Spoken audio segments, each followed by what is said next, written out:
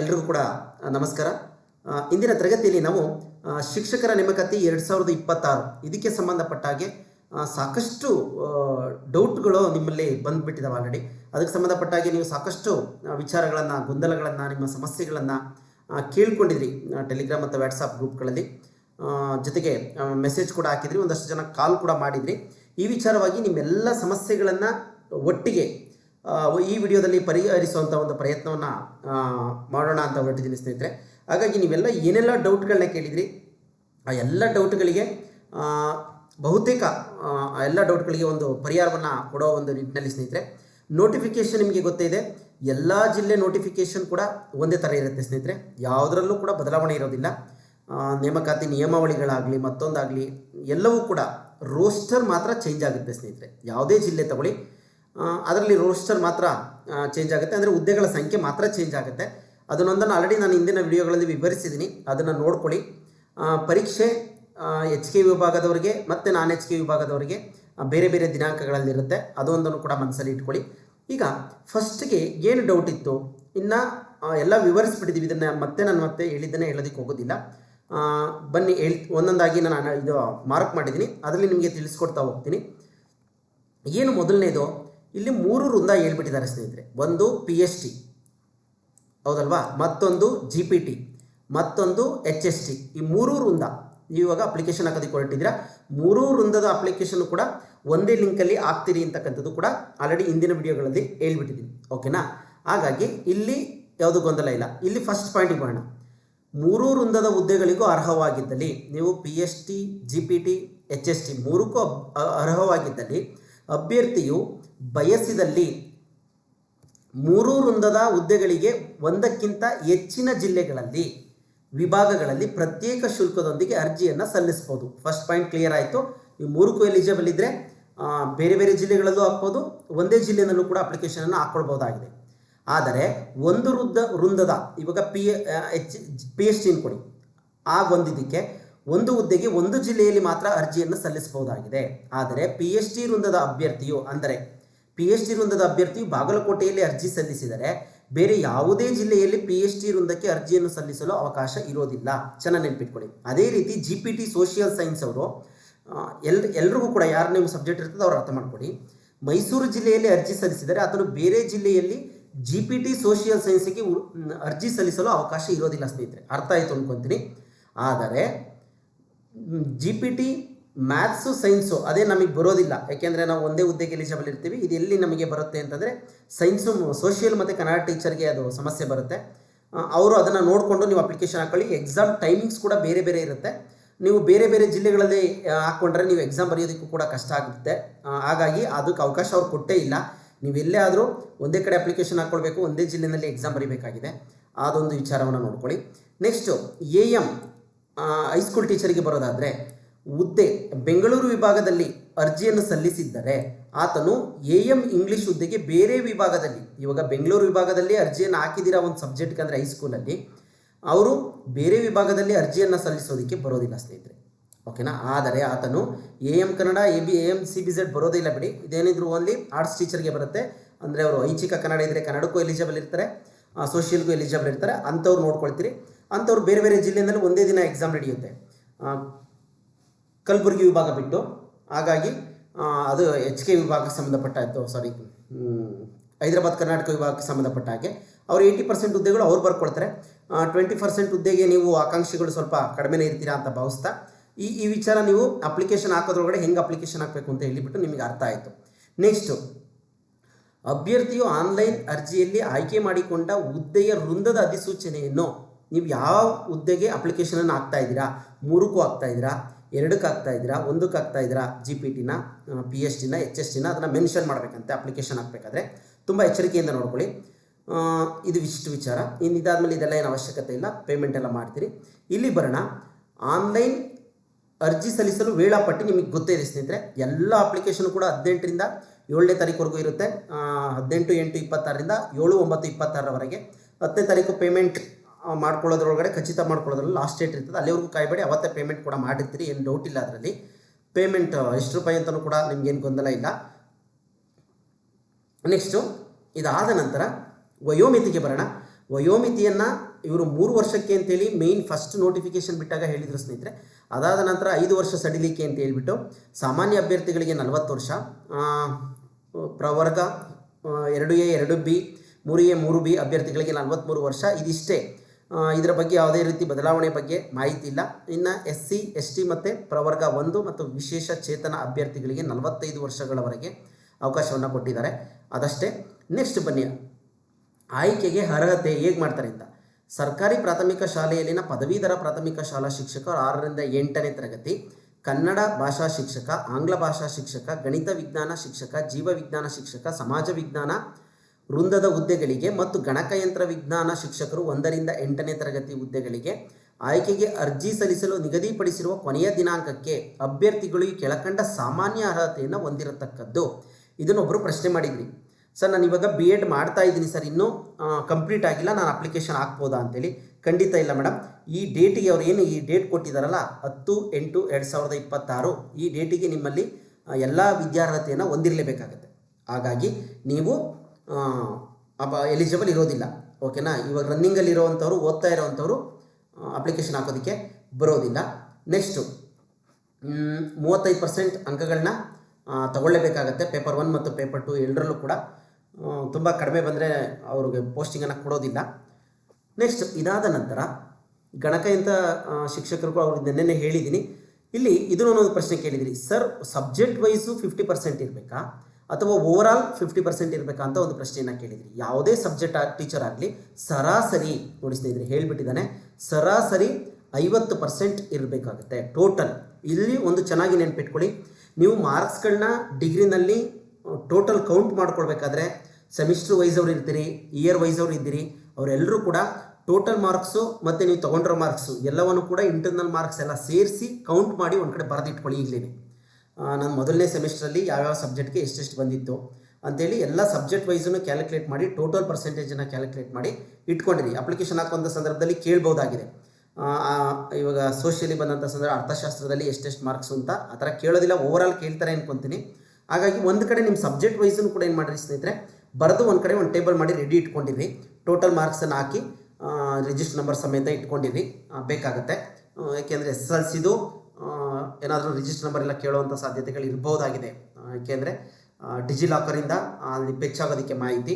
ಹಾಗಾಗಿ ಅಷ್ಟು ವಿಚಾರಗಳನ್ನ ನೀವು ನೋಡ್ಕೊಂಡಿರಿ. ಇದಾದ ನಂತರ ಪರಿಶಿಷ್ಟ ಜಾತಿ, ಪರಿಶಿಷ್ಟ ವರ್ಗ ಮತ್ತು ಇತರೆ ಹಿಂದುಳಿದ ವರ್ಗಗಳ ಪ್ರವರ್ಗ 1ಕ್ಕೆ ಸೇರಿದ ಅಭ್ಯರ್ಥಿಗಳಿಗೆ 50% ಬೇಕಾಗಿಲ್ಲ. ಅವ್ರಿಗೆ 45% ಅಂಕಗಳು ಡಿಗ್ರಿನಲ್ಲಿ ಇತ್ತು ಅಂದರೆ ಆಯಾ ಎಜುಕೇಷನ್ ಸಂಬಂಧಪಟ್ಟಂಗೆ ನೀವು ಅಪ್ಲಿಕೇಶನ್ನ ಹಾಕ್ಬೋದು. ಇದು ಕೂಡ ಕೇಳಿದ್ರಿ, ಸರ್ ನಾನು 47% ಹಾಕ್ಬೋದಾ ಅಂತ ಯಾವುದೋ ಕ್ಯಾಟಗರಿಗೆ ಕೇಳಿದ್ರಿ. ಬಟ್ ಕ್ಯಾಟಗರಿಯವರು ನೋಡ್ಕೊಳ್ಳಿ, SC ST ಪ್ರವರ್ಗ 1 ಇವರಿಗೆ 45% ಇರಬೇಕು.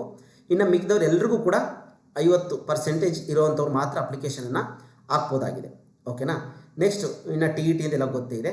ಇಲ್ಲಿ ಬನ್ನಿ ಸರ್, ನಾನು GPT ಕನ್ನಡಕ್ಕೂ ಅಪ್ಲಿಕೇಶನ್ ಹಾಕ್ಬೋದಾ, GPT ಸೋಷಿಯಲ್ಗೂ ಅಪ್ಲಿಕೇಶನ್ ಹಾಕ್ಬೋದಾ ಅನ್ನೋದಕ್ಕೆ ಇದು ಗೊಂದಲಕ್ಕೆ ಇದು ಮಾಹಿತಿ, ಓಕೆನಾ. ಇಲ್ಲಿ ಹೇಳಿಬಿಟ್ಟಿದ್ದಾರೆ ಸ್ನೇಹಿತರೆ, ಅಭ್ಯರ್ಥಿಯು ಪದವಿಯಲ್ಲಿ ಕನ್ನಡ ಭಾಷೆಯ ಜೊತೆಗೆ ಇಲ್ಲಿ ಐಚ್ಛಿಕ ವಿಷಯವಾಗಿ ಅನ್ನೋ ಪದವನ್ನು ಕೂಡ ಸೇರಿಸಿದ್ದಾರೆ. ಹಾಗಾಗಿ ಸ್ನೇಹಿತರೆ ಇಲ್ಲಿ ನಾವು ಕನ್ನಡ ಇದನ್ನು ಓದಿಲ್ಲ ಸರ್, ಐಚ್ಛಿಕ ವಿಷಯವನ್ನಾಗಿ ಓದಿಲ್ಲ ಅಂತಂದರೆ ಅವರು ಕನ್ನಡ ಭಾಷೆಗೆ ಹಾಕೋದಕ್ಕೆ ಬರೋದಿಲ್ಲ ಸ್ನೇಹಿತರೆ. ಇನ್ ಕೇಸ್ ಈ ಕನ್ನಡ ಐಚ್ಛಿಕ ವಿಷಯವನ್ನಾಗಿ ಓದಿರೋವಂಥವ್ರು ಏನು ಮಾಡ್ಬೋದು, ಕನ್ನಡ ಮತ್ತು ಸೋಷಿಯಲ್ ಎರಡಕ್ಕೂ ಕೂಡ ಅಪ್ಲಿಕೇಶನ್ ಹಾಕ್ಕೊಳ್ಬೋದಾಗಿದೆ. ಆದರೆ HEP ಓದಿದರೆ, ಹಿಸ್ಟ್ರಿ, ಎಕನಾಮಿಕ್ಸ್, ಪೊಲಿಟಿಕಲ್ ಸೈನ್ಸ್ ಏನಾದರೂ ಓದಿದರೆ ನೀವು GPT ಕನ್ನಡ ಪೋಸ್ಟಿಗೆ ಅಪ್ಲೈ ಮಾಡೋದಕ್ಕೆ ಬರೋದಿಲ್ಲ. ಅಭ್ಯರ್ಥಿಯು ಪದವಿಯಲ್ಲಿ ಕನ್ನಡ ಭಾಷೆಯ ಜೊತೆಗೆ ಅನ್ನೋ ಪದವನ್ನು ಸೇರಿಸಿರೋದ್ರಿಂದ, ಓಕೆನಾ. ಈ ಎರಡು ವಿಷಯಗಳಲ್ಲಿ ಯಾವ್ದಾದ್ರು ಓದಿರಲೇಬೇಕು, ಕಾಮನ್ ಆಗಿ ಓದಿರ್ತೀರಿ. 50 ಸರಾಸರಿ ಅಂಕಗಳನ್ನ ಪಡ್ಕೊಂಡಿರಬೇಕಾಗತ್ತೆ. ಕ್ಲಿಯರ್ ಆಯಿತು ಅಂದ್ಕೊಳ್ತೀನಿ. GPT ಕನ್ನಡಕ್ಕೆ ಅಪ್ಲಿಕೇಶನ್ ಹಾಕೋರಿಗೆ ಪದವಿಯಲ್ಲಿ ಕನ್ನಡದ ಜೊತೆಗೆ ಇವೆರಡು ವಿಚಾರ ಓದಿರಬೇಕಾಗತ್ತೆ, ಕನ್ನಡ ಓದಿರಲೇಬೇಕು. ಸೋಷಿಯಲ್ HEP HEG ಈ ಥರ ಓದಿರೋರು ಅಪ್ಲಿಕೇಶನ್ ಹಾಕೋದಕ್ಕೆ ಬರೋದಿಲ್ಲ. ಆಂಗ್ಲ ಭಾಷಾ ಶಿಕ್ಷಕರು ಕೂಡ ಪದವಿಯಲ್ಲಿ ಆಂಗ್ಲ ಭಾಷೆಯ ಜೊತೆಗೆ ಇವೆರಡು 3 ಸಬ್ಜೆಕ್ಟ್ಗಳನ್ನು ಯಾವ್ದಾದ್ರು ಓದಿರಲೇಬೇಕು ಅಂತ ಹೇಳಿದ್ದಾರೆ. ಯಾವುದಾದರೂ ಒಂದು ವಿಷಯವನ್ನು ಅವರೇನು ಮಾಡಿರಬೇಕಾಗತ್ತೆ, ಇಂಗ್ಲೀಷ್ ಟೀಚರ್ಗಳು ಓದಿರಲೇಬೇಕಾಗತ್ತೆ, ಓಕೆನಾ. ಇವರು ಕೂಡ ಸರಾಸರಿ 50 ಅಂಕಗಳನ್ನ ತಗೊಂಡಿರಲೇಬೇಕಾಗುತ್ತೆ, ಸರಾಸರಿ ಸಬ್ಜೆಕ್ಟ್ ವೈಸ್ ಅಲ್ಲ. ಇನ್ನು ಗಣಿತ ವಿಜ್ಞಾನ ಶಿಕ್ಷಕರಿಗೆ ಬಂದಂಥ ಸಂದರ್ಭದಲ್ಲಿ ಇವರು ಗಣಿತ ವಿಜ್ಞಾನ ಶಿಕ್ಷಕರು ನೋಡಿ, ಇದರಲ್ಲೂ ಕೂಡ ಸಾಕಷ್ಟು ಗೊಂದಲಗಳನ್ನ ಮಾಡ್ಕೊತಾ ಇದ್ರಿ. ಕಡ್ಡಾಯವಾಗಿ ಭೌತಶಾಸ್ತ್ರವನ್ನು ಗಣಿತ ವಿಷಯವನ್ನು ವ್ಯಾಸಂಗ ಮಾಡಿದ್ದು ಕಡ್ಡಾಯವಾಗಿ ಭೌತಶಾಸ್ತ್ರವನ್ನು 3 ವರ್ಷಗಳಲ್ಲಿ ಓದಿರಲೇಬೇಕು. ಗಣಿತ ಮತ್ತು ಭೌತಶಾಸ್ತ್ರ 3 ವರ್ಷಗಳಲ್ಲಿ ಓದಿರಬೇಕು. ಅವುಗಳ ಜೊತೆಗೆ ಇಲ್ಲಿ ಮೆನ್ಷನ್ ಮಾಡಿರ್ತಕ್ಕಂಥ ಯಾವ್ದಾದ್ರು ಒಂದು ಸಬ್ಜೆಕ್ಟನ್ನು ಓದಿರಲೇಬೇಕು. ನೆಕ್ಸ್ಟ್ ಇದಾದ ನಂತರ ಇಂಜಿನಿಯರಿಂಗ್ ಅವ್ರು ಏನಾದರೂ ಆಗ್ತೀವಿ ಅಪ್ಲಿಕೇಶನ್ ಅಂತಂದರೆ ಅವರು ಗಣಿತವನ್ನು ಓದಿರಲೇಬೇಕು ಅಂತ ಅವ್ರಿಗೆ ಹೇಳ್ತಾ ಇದ್ದಾರೆ. 3 ವರ್ಷ ಅವ್ರದ್ದು ಏನಿರುತ್ತೆ ಕೋರ್ಸ್, ಅದರಲ್ಲಿ ಗಣಿತವನ್ನು ಓದಿರಲೇಬೇಕು. ಗಣಿತವನ್ನು, ಅನ್ವಯಿಕ ಗಣಿತವನ್ನು ವ್ಯಾಸಂಗ ಮಾಡಿರತಕ್ಕದ್ದು ಅಥವಾ ಹಾಗೂ ಪದವಿಯಲ್ಲಿ 50% ಅದು ಕೂಡ ಕಾಮನ್, ಎಲ್ರಿಗೂ ಒಂದೇ ಇರುತ್ತೆ. ಇನ್ನು ಜೀವವಿಜ್ಞಾನಕ್ಕೆ ಬಂದಂಥ ಸಂದರ್ಭದಲ್ಲಿ ಪದವಿಯಲ್ಲಿ ರಸಾಯನಶಾಸ್ತ್ರವನ್ನು ಕಡ್ಡಾಯವಾಗಿ 3 ವರ್ಷಗಳು ವ್ಯಾಸಂಗ ಮಾಡಿರಬೇಕು. ಅವರು ರಸಾಯನಶಾಸ್ತ್ರವನ್ನು 3 ವರ್ಷ ವ್ಯಾಸಂಗ ಮಾಡಿರಬೇಕು. ಅದರ ಜೊತೆಗೆ ಇಲ್ಲಿ ಹೇಳಿರ್ತಕ್ಕಂಥ ಸಬ್ಜೆಕ್ಟ್ಗಳು ಇರಬೇಕು ಸ್ನೇಹಿತರೆ, ಓಕೆನಾ. ಜೊತೆಗೆ ಅವರು ಬಿ ಎಡಲ್ಲಿ ಅದನ್ನು ಒಂದು ಇದನ್ನಾಗಿ ಕೂಡ ಬಿ ಎಡಲ್ಲಿ ಓದಿರಲೇಬೇಕಾಗತ್ತೆ. ನೆಕ್ಸ್ಟು ಇದಾದ ನಂತರ ಸಮಾಜ ವಿಜ್ಞಾನ ಶಿಕ್ಷಕರಿಗೆ ಬರೋಣ. ಇವ್ರಿಗೆ ಈ 2 ಭಾಷೆಗಳ ಜೊತೆಗೆ ಸಮಾಜ ವಿಜ್ಞಾನ ಪಾಠಗಳು, ಇತಿಹಾಸ, ಅರ್ಥಶಾಸ್ತ್ರ, ಭೂಗೋಳಶಾಸ್ತ್ರ, ರಾಜಕೀಯ ಶಾಸ್ತ್ರ, ಇವುಗಳ 2 ವಿಷಯಗಳನ್ನು ಅವ್ರು ಕಡ್ಡಾಯವಾಗಿ ಓದಿರಬೇಕು. ಅದರ ಜೊತೆಗೆ ಕನ್ನಡ ಓದಿರೋರು ಕೂಡ ಐಚ್ಛಿಕ ಕನ್ನಡವನ್ನು ಏನಾದ್ರು ಓದ್ಕೊಂಡಿದ್ರೆ ಅವರು ಸೋಷಿಯಲ್ ಟೀಚರ್ಗೂ ಕೂಡ ಅಪ್ಲೈ ಮಾಡ್ಬೋದಾಗಿದೆ ಸ್ನೇಹಿತರೆ. ಇದೊಂದು ಅಡ್ವಾಂಟೇಜ್ ಅವ್ರಿಗೆ. ಬಟ್ ನಾವು 3 ಸೋಷಿಯಲ್ಲೇ ಓದ್ಬಿಟ್ಟಿದ್ದೀವಿ ಸರ್ ಅನ್ನೋರು ಕನ್ನಡ ಟೀಚರ್ಗೆ ಅಪ್ಲೈ ಮಾಡೋದಕ್ಕೆ GPTನಲ್ಲಿ ಬರೋದಿಲ್ಲ, ಓಕೆನಾ. ಇನ್ನು ನೀವು ಕನ್ನಡ 3 ಕೂಡ ಡಿಗ್ರಿನಲ್ಲಿ HEP, HEG ಈ ಥರದ್ದೇನಾದರೂ ಓದ್ಬಿಟ್ಟು ಕನ್ನಡ MA ಮಾಡ್ಕೊಂಡಿದ್ರೆ ನೀವೇನು ಮಾಡ್ಬೋದು, ಕನ್ನಡ ಟೀಚರ್ ಹೈಸ್ಕೂಲ್ಗೆ ಅಪ್ಲೈ ಮಾಡ್ಬೋದು. ಜೊತೆಗೆ ಹೈಸ್ಕೂಲ್ ಟೀಚರ್ ರಿಕ್ರೂಟ್ಮೆಂಟ್ಗೆ TET ಅವಶ್ಯಕತೆ ಇಲ್ಲ. ಇದೊಂದು ಪಾಯಿಂಟನ್ನು ನೆನ್ಪಿಟ್ಕೊಳ್ಳಿ, ಓಕೆನಾ. ನೆಕ್ಸ್ಟು ಇದಾದ ನಂತರ ಕಂಪ್ಯೂಟರ್ ಸೈನ್ಸ್ ಸಂಬಂಧಪಟ್ಟಿದ್ದ ವಿದ್ಯಾಭ್ಯಾಸವನ್ನು ಓದ್ಕೊಂಡಿರ್ತೀರಿ. ನಿನ್ನೆ ಮಾಡಿದಂಥ ವಿಡಿಯೋಗಳಲ್ಲಿ ಅದನ್ನು ವಿವರಿಸಿದ್ದೀನಿ. ನೆಕ್ಸ್ಟು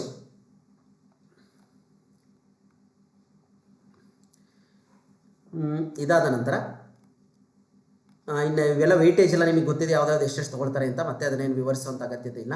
ನೆಕ್ಸ್ಟ್ ಜಾತಿ ಪ್ರಮಾಣ ಪತ್ರಗಳಿಗೆ ಬಂದಂಥ ಸಂದರ್ಭದಲ್ಲಿ ಸ್ನೇಹಿತರೆ, ಜಾತಿ ಮೀಸಲಾತಿ ಪ್ರಮಾಣ ಪತ್ರಗಳನ್ನು ಕಡ್ಡಾಯವಾಗಿ ಇವರು ABC ಇದನ್ನು ಕೇಳ್ತಾ ಇದ್ದೀರಿ ಸರ್, ತುಂಬ ಹಿಂದೆ ಮಾಡಿಸಿದ್ವಿ ಅಂತೇಳಿ. ನಿಮಗೆ ಸಾಕಷ್ಟು ಜನರಿಗೆ ಮಾಹಿತಿ ಇರೋದಿಲ್ಲ. ಪರಿಶಿಷ್ಟ ಜಾತಿಯವರಿಗೆ ಸಂಬಂಧಪಟ್ಟವರು ಇತ್ತೀಚೆಗೆ ಸಂಬಂಧಪಟ್ಟಾಗಿ ಅವರಲ್ಲಿ ಒಳ ಮೀಸಲಾತಿಯನ್ನು ಮಾಡಿದ್ದಾರೆ, ನಿಮಗೆಲ್ಲ ಗೊತ್ತಿದೆ. ಅದರೊಳಗಡೆ ABC ಅಂತ ಮಾಡಿದ್ದಾರೆ. ಆ ಸರ್ಟಿಫಿಕೇಟ್ಗಳನ್ನ ನಮೂನೆ D ಎಂಬ ಇದರೊಳಗಡೆ ನೀವು ತಹಶೀಲ್ದಾರ್ ಆಫೀಸ್ ಕಡೆಯಿಂದ ಪಡಿಬೇಕಾಗತ್ತೆ. ಪರಿಶಿಷ್ಟ ಪಂಗಡದ ಅಭ್ಯರ್ಥಿಗಳು ಅವರು ಕೂಡ ಆ ನಮೂನೆ D ನಲ್ಲಿ ಪಡಿಬೇಕಾಗಿರ್ತದೆ. ಆ ABCಯನ್ನು ನೀವು ಏನು ಮಾಡಿ ತಗೊಳ್ಳೇಬೇಕಾಗತ್ತೆ ಪರಿಶಿಷ್ಟ ಜಾತಿಯವರು. ಇನ್ನು ಪ್ರವರ್ಗ 1ಕ್ಕೆ ಸಂಬಂಧಪಟ್ಟವರು ನಮೂನೆ E ನಲ್ಲಿರಬೇಕು. ಇನ್ನು 2A, 2B, 3A, 3B ಇವರು ಕೂಡ ನಮೂನೆ F ಅಲ್ಲಿ ಮಾಡ್ಕೊಂಡಿರ್ಬೇಕಾಗತ್ತೆ ಸ್ನೇಹಿತರೆ.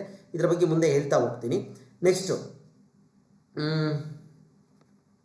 ಕಲ್ಯಾಣ ಕರ್ನಾಟಕ ಪ್ರದೇಶದ 7 ಜಿಲ್ಲೆಯ ಸ್ಥಳೀಯ ವೃಂದ 80% ನೇಮಕಾತಿಯಲ್ಲಿ ಮೀಸಲಾತಿ ಪಡೆಯ ಬಯಸುವ ಅಭ್ಯರ್ಥಿಗಳು ಬೆಂಗಳೂರು ಉತ್ತರ ಮತ್ತು ಬೆಂಗಳೂರು ದಕ್ಷಿಣ ಜಿಲ್ಲೆಯ BBMPನಲ್ಲಿ 8% ಹುದ್ದೆಗಳಿಗೆ ಏನು ಮಾಡ್ತೀರಿ ನೀವು ಎಲಿಜಿಬಲ್ ಇರ್ತೀರಿ. ಅಲ್ಲೂ ಕೂಡ ನೀವು ಪರೀಕ್ಷೆಯನ್ನು ಬರೀಬೋದಾಗಿದೆ. ನೆಕ್ಸ್ಟು ಇದಾದ ನಂತರ ಇಲ್ಲಿ ಇದು ಒಳ ಮೀಸಲಾತಿಗೆ ಸಂಬಂಧಪಟ್ಟಂಥ ಜಾತಿಗಳ ಬಗ್ಗೆ ಮಾಹಿತಿ ಇದೆ ಸ್ನೇಹಿತರೆ, ಅದನ್ನು ನೋಡ್ಕೊಳ್ಳಿ ನೀವು. ಉದ್ಯೋಗದ ಸಲುವಾಗಿ ಪಡೆದಿರಬೇಕು. ಇಲ್ಲಿ ತುಂಬ ಪ್ರಮುಖವಾಗಿರ್ತಕ್ಕಂಥ ಪಾಯಿಂಟ್ ನೋಡ್ಕೊಳ್ಳಿ. ಉದ್ಯೋಗದ ಸಲುವಾಗಿ ಪಡೆದ ಜಾತಿ ಮತ್ತು ಆದಾಯ ಪ್ರಮಾಣ ಪತ್ರಗಳನ್ನು ಮಾತ್ರ ಪರಿಗಣಿಸಲಾಗುವುದು, ಓಕೆನಾ. ಶಿಕ್ಷಣ ಅಥವಾ ಇತರೆ ಸೌಲಭ್ಯಗಳಿಗೆ ಪಡೆದ ಜಾತಿ ಆದಾಯ ಪ್ರಮಾಣ ಪತ್ರಗಳನ್ನು ಪರಿಗಣಿಸಲಾಗುವುದಿಲ್ಲ. ನೇಮಕಾತಿಗೆ ಮೀಸಲಾತಿ ಕೋರಿ ಜಾತಿ ಮತ್ತು ಆದಾಯ ಪ್ರಮಾಣ ಪತ್ರ ಸಲ್ಲಿಸಿದ ಎಲ್ಲ ಅಭ್ಯರ್ಥಿಗಳು ಆಯ್ಕೆ ಪಟ್ಟಿಯಲ್ಲಿ ಸಾಮಾನ್ಯ ವರ್ಗದಲ್ಲಿ ಆಯ್ಕೆಯಾದರೂ ಕೂಡ ಇನ್ ಕೇಸ್ ನೀವೇನಾದರೂ GML ಅಪಾಯಿಂಟ್ ಆದರೆ ಅಂತ ಇಟ್ಕೊಳ್ಳಿ ಸ್ನೇಹಿತರೆ, ಏನಾಗಿರ್ತೀರಿ ಕ್ಯಾಸ್ಟಲ್ಲಿ ಬೇಸ್ಡ್ ನೀವೇನು ಮಾಡಿರ್ತೀರಿ ಅಪ್ಲಿಕೇಶನ್ ಹಾಕಿರ್ತೀರಿ, ಮಾರ್ಕ್ಸ್ ಎಲ್ಲ ಜಾಸ್ತಿ ಬಂದು ಟಾಪಲ್ಲಿ ಬಂದುಬಿಟ್ಟಿರ್ತೀರಿ, ನಿಮ್ಮನ್ನು GM ಅಲ್ಲಿ ಪರಿಗಣಿಸಿ ನೇಮಕಾತಿಯನ್ನು ಮಾಡ್ತಾರೆ. ನಾನು ಕಳೆದ ತರಗತಿನಲ್ಲಿ ಹೇಳಿದ್ದೆ GM ಪೋಸ್ಟ್ ಕೂಡ ನಿಮ್ಮದೇ ಅಂತೇಳಿ, ಹೌದಲ್ವಾ. ಆಗ ಮಾಡಿದ್ರೂ ಕೂಡ ನಿಮ್ಮನ್ನೇನು ಮಾಡ್ತಾರೆ, ಸಿಂಧುತ್ವ ಪ್ರಮಾಣ ಪತ್ರ ಪಡೆಯುವುದು ಕಡ್ಡಾಯವಾಗಿರ್ತದೆ, ಓಕೆನಾ ಸ್ನೇಹಿತರೆ. ಇತ್ತೀಚೆಗೆ ಸಿಂಧುತ್ವವನ್ನು ಮಾಡಿಸ್ಬೇಕಾಗುತ್ತೆ. ಸಿಂಧುತ್ವ ಅಂತಂದರೆ ನಿಮ್ಮ ನೈಜತೆಯ ಪರೀಕ್ಷೆಯನ್ನು ಮಾಡಿಸ್ಬೇಕಾಗುತ್ತೆ. ಇವಾಗ ಕನ್ನಡ ಮೀಡಿಯಂ ಸರ್ಟಿಫಿಕೇಟ್ ಮಾಡಿಸಿದ್ದೀರಾ ಅಂದರೆ ನೀವು 1 to 10 ಕನ್ನಡ ಮೀಡಿಯಮಲ್ಲಿ ಓದಿದ್ದೀರಾ ಅಂತೇಳಿ ನಿಮ್ಮ ಸ್ಕೂಲಲ್ಲಿ ವೆರಿಫಿಕೇಷನನ್ನು ಮಾಡಿಸ್ಬೇಕಾಗತ್ತೆ. ಗ್ರಾಮೀಣ ಅಭ್ಯರ್ಥಿ ಇದ್ರೂ ಕೂಡ 1 to 10 ಗ್ರಾಮೀಣ ಅಭ್ಯರ್ಥಿ ಪ್ರಮಾಣ ಪತ್ರಗಳನ್ನು ನೀವು ನೈಜತೆ ಪರಿಶೀಲನೆ ಮಾಡಿಸ್ಬೇಕು. ಜಾತಿ ಮತ್ತು ಆದಾಯ ಪ್ರಮಾಣ ಪತ್ರ ಇದ್ದರೂ ಕೂಡ ಸ್ನೇಹಿತರೆ ನೀವೇನು ಮಾಡಬೇಕಾಗುತ್ತೆ, ಅದನ್ನು ತಹಶೀಲ್ದಾರ್ ಆಫೀಸ್ ಕಡೆಯಿಂದ ನೈಜತೆಯನ್ನು ಪರೀಕ್ಷೆ ಮಾಡಿಸ್ಬೇಕಾಗಿರುತ್ತೆ. GML ಅಪಾಯಿಂಟ್ ಆದರೂ ಕೂಡ ಈ ಪಾಯಿಂಟನ್ನು ನೆನ್ಪಿಟ್ಕೊಂಡಿರಿ. ನೆಕ್ಸ್ಟು ಅಭ್ಯರ್ಥಿಗಳು ತಮ್ಮ ಜಾತಿ ಮತ್ತು ಆದಾಯ ಪ್ರಮಾಣ ಪತ್ರಗಳನ್ನು ಅರ್ಜಿಯ ಜೊತೆಯಲ್ಲಿಯೇ ಸಲ್ಲಿಸುವುದು ಅತ್ಯವಶ್ಯಕ. ನೋಡಿ, ಈ ಪಾಯಿಂಟು ನಾವು ಹೇಳಿರಲಿಲ್ಲ ಹಿಂದೆ. ಯಾವುದೇ ನೀವು ಕ್ಯಾಸ್ಟ್ ಸರ್ಟಿಫಿಕೇಟು ಕ್ಯಾಸ್ಟನ್ನು ನೀವು ಕ್ಲೈಮ್ ಮಾಡೋದೇ ಆದರೆ ತಮ್ಮ ಜಾತಿ ಮತ್ತು ಆದಾಯ ಪ್ರಮಾಣ ಪತ್ರಗಳನ್ನು ಅರ್ಜಿಯ ಜೊತೆಯಲ್ಲಿಯೇ ಸಲ್ಲಿಸುವುದು ಅತ್ಯವಶ್ಯಕ. ಆದುದರಿಂದ ಅರ್ಜಿ ಸಲ್ಲಿಸಲು ನಿಗದಿಪಡಿಸಿದ ಕೊನೆಯ ದಿನಾಂಕದ ಆದ ನಂತರ ಯಾವುದೇ ಕಾರಣದಿಂದಲೂ ಅಭ್ಯರ್ಥಿಗಳು ಸಲ್ಲಿಸುವ ಜಾತಿ ಮತ್ತು ಆದಾಯ ಪ್ರಮಾಣ ಪತ್ರಗಳನ್ನು ಅಂಗೀಕರಿಸುವುದಿಲ್ಲ. ನೋಡಿ, ಅಪ್ಲಿಕೇಶನ್ ಜೊತೆಯಲ್ಲೇ ಜಾತಿ ಮತ್ತು ಆದಾಯ ಪ್ರಮಾಣ ಹಾಕಬೇಕಾಗಿ ಬರುತ್ತೆ. ಹಾಗಾಗಿ ನೀವು ಅಷ್ಟರಲ್ಲಿ ಅದನ್ನು ಮಾಡಿಸಿ ಇಟ್ಕೊಂಡಿರಬೇಕಾಗತ್ತೆ. ಇನ್ನೂ ಒಂದಷ್ಟು ಜನ ಕೇಳ್ತಾ ಇದ್ದೀರಿ, ಇದಕ್ಕೆ ಸಂಬಂಧಪಟ್ಟ ಹಾಗೆ ನಿಮಗೆ ಇಲ್ಲಿ ವಿವರಣೆ ಕೊಟ್ಬಿಡ್ತೀನಿ. ಸರ್, ನನಗೆ ಇನ್ನು ಶೀಘ್ರದಲ್ಲೇ ಮದುವೆ ಸೆಟ್ ಆಗಿದೆ ಸರ್. ಹಾಗಾದರೆ ನಾನು ನೇಮಕಾತಿ ಆಗುವಂಥ ಟೈಮಲ್ಲಿ ನಾನು ಗಂಡನ ಮನೇಲಿ ಇರ್ತೀನಿ. ಆ ಟೈಮಲ್ಲಿ ನನಗೆ ಯಾವ ಜಾತಿ ಆದಾಯ ಪ್ರಮಾಣ ಮಾಡಿಸ್ಬೇಕಾಗುತ್ತೆ ಅಂತೇಳಿ ಒಂದು ಪ್ರಶ್ನೆ ಕೇಳಿದ್ರಿ. ಅದಕ್ಕೆ ನೀವು ಗೊಂದಲವನ್ನು ಮಾಡ್ಕೊಳ್ಬೇಡಿ. ಏನು ಇವಾಗ ಪರಿಸ್ಥಿತಿ ಇದೆ, ಇದು ಒಂದು ವಿಶೇಷ ಪ್ರಕರಣ. ಹಾಗಾಗಿ ನೀವು ತಂದೆಯ ಮನೆಯ ಜಾತಿ ಮತ್ತು ಆದಾಯ ಪ್ರಮಾಣದ ಆಧಾರದ ಮೇಲೆ ಅಪ್ಲಿಕೇಶನನ್ನು ಹಾಕಿ. ಇದಕ್ಕೆಲ್ಲ ಎಕ್ಸ್ಕ್ಯೂಸ್ ಇದೆ. ಇದು ವಿಶೇಷ ಪ್ರಕರಣ ಆಗಿರೋದ್ರಿಂದ ನೀವು ಅರ್ಜಿ ಹಾಕೋ ಟೈಮಲ್ಲಿ ಅನ್ಮ್ಯಾರಿಡ್ ಆಗಿದ್ರಿ, ಅರ್ಜಿ ಹಾಕಿದಾದ್ಮೇಲೆ ಎಕ್ಸಾಮ್ ಬರೋದು ನೇಮಕಾತಿ ಆದಂಥ ಸಂದರ್ಭದಲ್ಲಿ ಮ್ಯಾರಿಡ್ ಆಗಿರ್ತೀರಿ. ಹಾಗಾಗಿ ಇದು ಸಮಸ್ಯೆ ಏನಾಗಲಾರ್ದು. ಹಾಗಾಗಿ ನೀವೇನು ಮಾಡಿ, ತಂದೆಯ ಜಾತಿ ಪ್ರಮಾಣ ಪತ್ರದ ಆಧಾರದ ಮೇಲೆ ನೀವು ಅಪ್ಲಿಕೇಶನ್ ಹಾಕಿ, ಏನೂ ಸಮಸ್ಯೆ ಆಗೋದಿಲ್ಲ. ಇನ್ನೊಂದು ವಿಶೇಷ ಪ್ರಕರಣ ಸರ್, ನಾವು ಊರು ಬಿಟ್ಟು ತುಂಬ ವರ್ಷಗಳಾಗೋಗಿದೆ. ಊರಲ್ಲಿ ವೋಟರ್ ಲಿಸ್ಟಿಂದನೂ ಕೂಡ SIR ಮಾಡಿದಾಗ ನಮ್ಮ ಹೆಸರನ್ನೆಲ್ಲ ತೆಗೆದುಬಿಟ್ಟಿದ್ದಾರೆ. ನಾವು ಬೆಂಗಳೂರು ಕಡೆ ಬಂದು ಸೇರ್ಕೊಂಡ್ಬಿಟ್ಟಿದ್ದೀವಿ. ನಮಗೆ ಜಾತಿ ಮತ್ತು ಆದಾಯ ಪ್ರಮಾಣವನ್ನು ತಗೊಳ್ಳೋದಕ್ಕೆ ಊರ ಕಡೆ ಕೊಡ್ತಾ ಇಲ್ಲ ಸರ್. ನಾವೇನು ಮಾಡಬೇಕು ಅಂತ ಒಂದು ಪ್ರಶ್ನೆ. ನೀವು ಕಡ್ಡಾಯವಾಗಿ ಆಲ್ರೆಡಿ ಹೇಳಿಬಿಟ್ಟಿದ್ದಾರೆ ಸ್ನೇಹಿತರೆ, ನಿಮ್ಮ ಹತ್ರ ಜಾತಿ ಮತ್ತು ಆದಾಯ ಪ್ರಮಾಣ ಪತ್ರಗಳು ಕಡ್ಡಾಯವಾಗಿ ಇರಲೇಬೇಕು. ಅಪ್ಲಿಕೇಶನ್ ಹಾಕಬೇಕಾದ್ರೆ ನೀವು ಜಾತಿಯನ್ನು ಕ್ಲೈಮ್ ಮಾಡಬೇಕು ಅಂತಂದರೆ, ಕ್ಯಾಸ್ಟ್ ಕ್ಲೈಮ್ ಮಾಡಬೇಕು ಅಂತಂದರೆ ನೀವೇನು ಮಾಡಬೇಕಾಗುತ್ತೆ, ನಿಮ್ಮಲ್ಲ ಆ ಥರದ್ದು ಇಟ್ಕೊಂಡಿದ್ರೆ ಮಾತ್ರ ನೀವು ಕ್ಲೈಮ್ ಮಾಡ್ಬೋದು. ಇನ್ನೊಂದು ಸರ್, 8 ಲಕ್ಷ ಕ್ರಾಸ್ ಆಗಿಬಿಟ್ಟಿದೆ ನಮ್ಮ ಆದಾಯ, ನಾವೇನು ಮಾಡಬೇಕು ಸರ್ ಅಂತೇಳಿ ಮತ್ತೊಂದು ಪ್ರಶ್ನೆ. 8 ಲಕ್ಷ ಕ್ರಾಸ್ ಆಗಿದ್ದಂಥ ಸಂದರ್ಭದಲ್ಲಿ ಅವರು GM ಅಂತ ಹೇಳಿ ಪರಿಗಣಿಸ್ತಾರೆ ಸ್ನೇಹಿತರೆ. ಓಕೆನಾ? ಹಾಗಾಗಿ ನೀವು 8 ಲಕ್ಷ ಆದಾಯ ಮೀರಿರೋದ್ರಿಂದ ನಿಮ್ಮ ಗಂಡನ ಹಸ್ಬೆಂಡ್ದು ನೀವು ಕ್ಯಾಸ್ಟನ್ನು ಕ್ಲೈಮ್ ಮಾಡೋದಕ್ಕೆ ಬರೋದಿಲ್ಲ. ಹಾಗಾಗಿ ನೀವೇನು ಮಾಡಬೇಕಾಗುತ್ತೆ, GMಗೆ ಟ್ರೈ ಮಾಡಬೇಕಾಗುತ್ತೆ. ಇನ್ನು ಗ್ರಾಮೀಣ ಅಭ್ಯರ್ಥಿ ಪ್ರಮಾಣ ಪತ್ರಗಳಿಗೆ ಸಂಬಂಧಪಟ್ಟಾಗಿ ಮುಂದೆ ಡೀಟೇಲ್ಸನ್ನು ಹೇಳ್ತೀನಿ. ಇದಿಷ್ಟು ಅರ್ಥ ಆಯಿತು ಅಂದ್ಕೊಳ್ತೀನಿ. ನೆಕ್ಸ್ಟ್ ಮತ್ತೆ ಕೇಳಬೇಡಿ, ಕ್ಲೀನಾಗಿ ಓದಿ ನೋಟಿಫಿಕೇಷನ್ ನೀವು ಒಂದ್ಸಲ ಕೂತ್ಕೊಂಡು ಅರ್ಥ ಆಗುತ್ತೆ. ಸುಮ್ಮನೆ ಸಾಕಷ್ಟು ಗೊಂದಲಕ್ಕೆ ಒಳಗಾಗ್ತೀರಿ. ಇಲ್ಲಿ ಬನ್ನಿ ಸ್ನೇಹಿತರೆ, ಗ್ರಾಮೀಣ ಅಭ್ಯರ್ಥಿ ಪ್ರಮಾಣ ಪತ್ರಕ್ಕೆ ನಾನು ಹೇಳ್ತೀನಿ, ಎಲ್ಲ ಪ್ರಮಾಣಗಳು ಸಿಂಧುತ್ವ ಮಾಡಿಸ್ಬೇಕಾಗಿರ್ತದೆ. ಹಾಗಾಗಿ ಹುಷಾರಾಗಿ ಇಟ್ಕೊಳ್ಳಿ.